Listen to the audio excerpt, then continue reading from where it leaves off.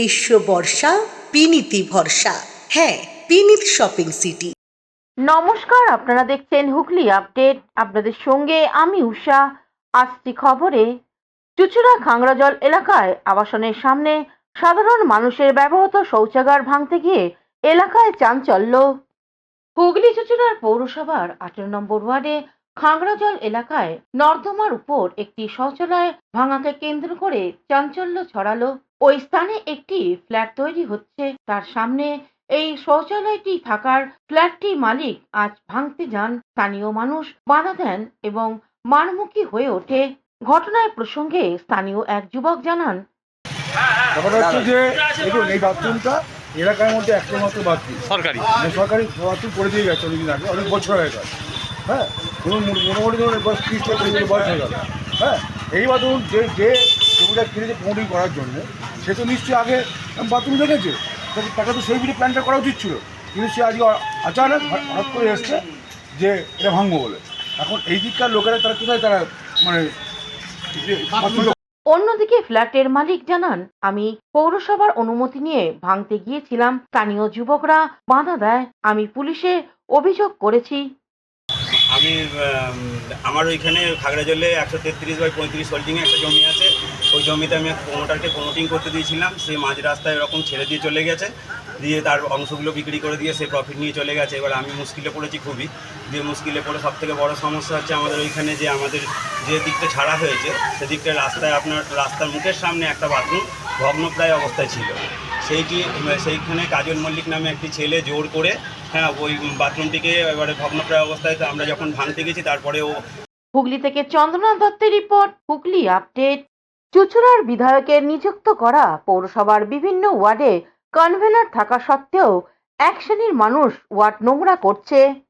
হুগলি চুঁচুড়ার পৌরসভার 7 নম্বর ওয়ার্ডে এক শ্রেণীর মানুষের জন্য সাধারণ বসবাসকারীদের প্রাণ অষ্টাগত। ঘটনাটি ঘটে আজ 7 নম্বর ওয়ার্ডে। ওই এলাকায় সাধারণত ডাস্টবিন ছাড়াও যেখানে সেখানে জঞ্জাল ফেলেন বেশ কিছু নাগরিক। আজ সকালে এক মহিলা কিছু জীবজন্তুর পচা অংশ ফেলে দিয়ে যান। সেই ছবি সিসি ক্যামেরায় ধরা পড়ে। এলাকা দুর্গন্ধ হয়ে ওঠে। বাড়ির কাজকর্ম রান্না বন্ধ হয়ে যায় বলে জানান এক মহিলা। বাড়িতে টিকতে পারছি না, কালকে থেকে মানে না খাওয়া দাওয়া সব বন্ধ হয়ে গেছে আমাদের। তো পৌরসভা পরিষ্কার করেনি আজকে? পৌরসভার লোকরা দেখেছি যে হাইটকে ওনাকে দেখিয়ে করেছি। এখন যারা পরিষ্কার করতে এসে তারা বলছে আমরা এই জিনিস ওরা পরিষ্কার করে আমাদের বই পেয়ে যাচ্ছে। আমরা ঘরে টিকতে পারছি না, ওরা বই পেয়ে যাচ্ছে, ওরা সরে যাচ্ছে। তা আমাদের ব্যবস্থা করতে হবে এরকম। অন্যদিকে হুগলি চুঁচুড়ার পৌরসভার অচলা অবস্থা চলছে। পৌরপ্রধান, উপ পৌরপ্রধান থেকে বেশ কিছু কাউন্সিলর পদত্যাগ করেছেন। পৌরসভার বর্তমানে অভিভাবকহীন রাজ্যে পালাবদল হয়েছে। নতুন সরকার। চুঁচুড়ার নতুন বিধায়ক সুবীর নাগ, উনি 30টি ওয়ার্ডে কনভেনার নিয়োগ করেছেন। এই অবস্থায় এগিয়ে এসেছেন 7 নম্বর ওয়ার্ডের কনভেনার বিকাশ চন্দ্র দে। বিধায়ক মাননীয় সুবীর নাগ মহাশয় 30টা ওয়ার্ডের পৌর পরিষেবা যাতে বিঘ্নিত না হয়, 30টা ওয়ার্ডেই সবাইকে 30 জনকে নির্বাচিত করেছে, এখানে দায়িত্ব দিয়েছে। আমরা কাজ করছি এবং এলাকার মানুষও আমাদের সঙ্গে সহযোগিতা করছে। এটা কত নম্বর ওয়ার্ড? এটা 7 নম্বর ওয়ার্ড। আমরা উনি ওয়ার্ড দেখাশোনা করছেন ভোরবেলা থেকে। খুশি সাধারণ মানুষ। স্থানীয় এক যুবক জানান, 7 নম্বর ওয়ার্ডে আমাদের যথেষ্ট কাজ হচ্ছে। হুগলি চুঁচুড়া পৌরসভা থেকে এলাকাও পরিষ্কার হচ্ছে, সব কিছু হচ্ছে, বিকাশদা করছে কাজ আমাদের এখানে। কিন্তু কিছু কিছু লোক যেরকম আবর্জনা নোংরা ফেলছে এরকমভাবে, এগুলো মানে বদনাম করার চেষ্টা করছে, বা এলাকার লোকও মানে দুঃশৃঙ্খলা তারা বুঝিয়ে রাখছে। এরা একটা ভিড় চাই, আমরা ঠিকঠাক করে একটা করুক আমাদের, এটাই আমরা দাবি করছি। অন্যদিকে হুগলি চুঁচুড়ার পৌরসভার নবনিযুক্ত কনভেনারদের প্রধান বলেন, আমাদের মাননীয় বিধায়ক সুবীর নাগ কর্তৃক নিয়োজিত যে কোঅর্ডিনেটর আছেন আমাদের বিকাশ দা আছে 7 নম্বর ওয়ার্ডে, উনি একটি অভিযোগ করলেন যে একটি এলাকায় 7 নম্বরে পচা আবর্জনা পড়ছে এবং সেটা প্রতিদিনই পড়ছে, ফলে সাধারণ মানুষ আশেপাশে তারা অতিষ্ঠ হয়ে যাচ্ছে, দুর্গন্ধ বেরোচ্ছে। তো এই জন্য যে ব্যবস্থা নেওয়ার কথা বললাম আমি, যে পৌর নিয়ম অনুযায়ী তো এটা করতে পারেন না কোনো নাগরিক, কারণ পৌর পরিষেবা যেমন তিনি পাবেন তেমন পৌরসভার মধ্যে যে অঞ্চল তাকে স্বচ্ছ সুন্দর রাখার দায়িত্ব প্রতিটি পৌর নাগরিকের। তাদের কাছে অনুরোধ আপনারা বিষয়টা সতর্ক হন এবং বিকাশদাকে আমি যেটা বললাম যে যিনি করছেন তাকে আইডেন্টিফাই করুন এবং তাকে আপনার ওয়ার্নিং। হুগলি থেকে চন্দ্রনাথ দত্তের রিপোর্ট, হুগলি আপডেট। ক্যান্সারে আক্রান্ত নাবালিকার মেয়ের উপর যৌন নির্যাতন, হুগলির ডানকুনিতে চাঞ্চল্য। হুগলির ডানকুনি থানা এলাকায় 10 বছরের এক নাবালিকা মেয়েকে নিয়ে চাঞ্চল্যকর যৌন নির্যাতনের অভিযোগ সামনে এসেছে। ক্যান্সারে আক্রান্ত শিশুটির মা অভিযোগ করেছেন, পাড়ার 3 জন ব্যক্তি টাকার ও মোবাইলের প্রলোভন দেখিয়ে এবং ভয় দেখিয়ে কয়েকদিন ধরে তার মেয়ের উপর নির্যাতন চালায়। পড়শিদের মাধ্যমে বিষয়টি জানার পর মা মেয়েকে জিজ্ঞাসাবাদ করলে পুরো ঘটনা প্রকাশ্যে আসে। এই ঘটনার পর পুলিশের অভিযোগ দায়ের করা হয় এবং অভিযুক্তদের আটক করা হয়েছে। তবে পুলিশি ভূমিকা নিয়েও প্রশ্ন উঠেছে। নির্যাতিতার মায়ের অভিযোগ, এক পুলিশ আধিকারিক নাকি মেডিকেল পরীক্ষা না করানোর পরামর্শ দেন এবং বিষয়টি মিটিয়ে নেওয়ার কথাও বলেন। পাশাপাশি অভিযোগ, এখনো পর্যন্ত পরিবারকে এফআইআর এর কপি বা মেডিকেল রিপোর্ট দেওয়া হয়নি, যদিও পরে শিশুটির মেডিকেল পরীক্ষা হয়েছে।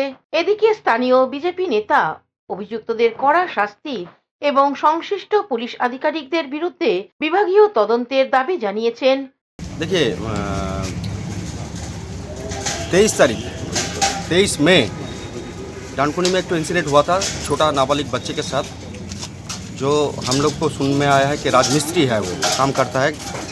वो लोग इधर किराए पर रहता था, कोई डॉक्यूमेंट्स उन लोगों का है नहीं, लेकिन डानकुनी थाना गिरफ्तार किया है।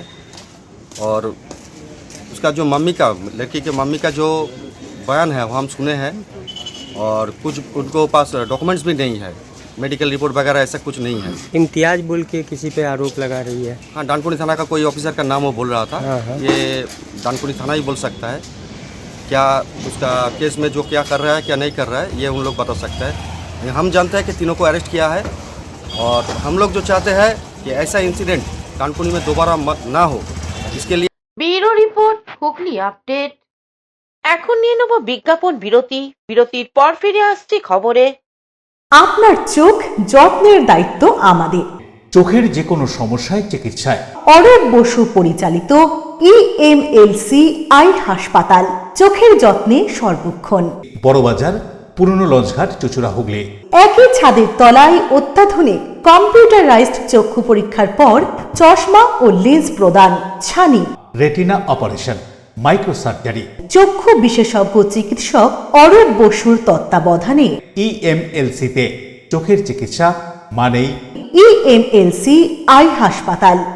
মোবাইলে যোগাযোগ 9874879507। আরও একটি নম্বর 9903077221। এছাড়া 9875466020।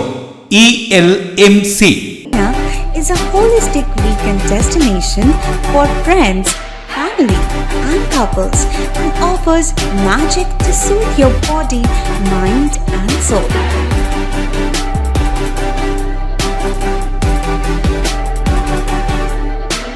Aqua Marina, your customized magician. Welcome aboard and see the magic unfold. Amala nursing home.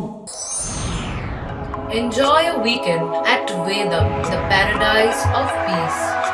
A home away from home.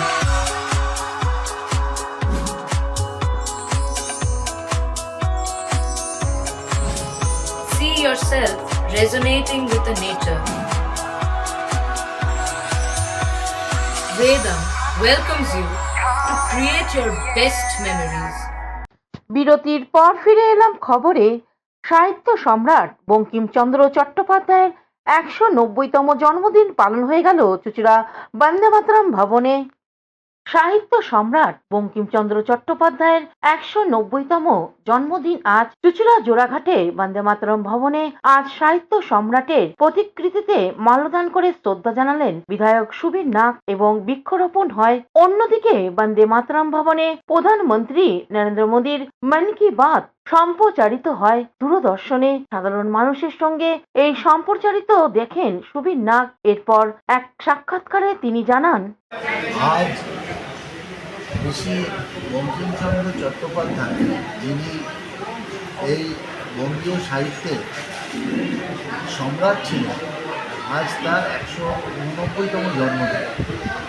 তার এই পূর্ণ জন্মতিথিতে আমরা তারই এক সময়ের আবাস আমাদের বন্দে মাতরম ভবন, যা জোড়াঘাটে, গঙ্গার একদম কিনারে জোড়াঘাটে অবস্থিত, সেই ঐতিহাসিক ভবনে আজ আমরা প্রধানমন্ত্রী নরেন্দ্র মোদীজির মন কি বাতের অনুষ্ঠান শুনলাম। এবং হুগলি থেকে চন্দ্রনাথ দত্তের রিপোর্ট, হুগলি আপডেট। পানিহাটিতে 510তম দ্বন্দ্ব মহোৎসব অনুষ্ঠিত হলো। পানিহাটিতে সাড়ম্বরে পালিত হচ্ছে 510তম দণ্ড মহোৎসব। পানিহাটির ঐতিহ্যবাহী মহোৎসব ঘাট, রাঘব ভবন সহ সংলগ্ন এলাকায় আজ সাজু সাজু রব দণ্ড মহোৎসব বা চিড়ে মেলাকে কেন্দ্র করে ভক্তদের উৎসাহ চোখে পড়ার মতো।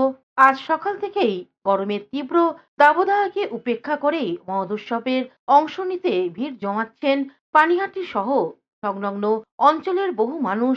আর এই দিনের উৎসবকে সুষ্ঠুভাবে সম্পন্ন করতে আঁটোসাঁটো নিরাপত্তার ব্যবস্থা করা হয়েছে প্রশাসনের তরফে।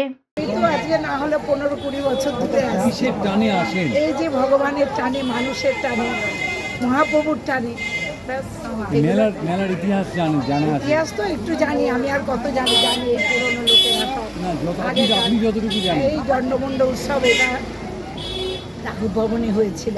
এইখানে বটগাছ ছিল, এখানেই মহাপ্রভু এসে এই দণ্ডমুণ্ড উৎসবটা করেছেন, ওনাদের শাস্তি দিয়েছেন এই চিড়ে উৎসব করে।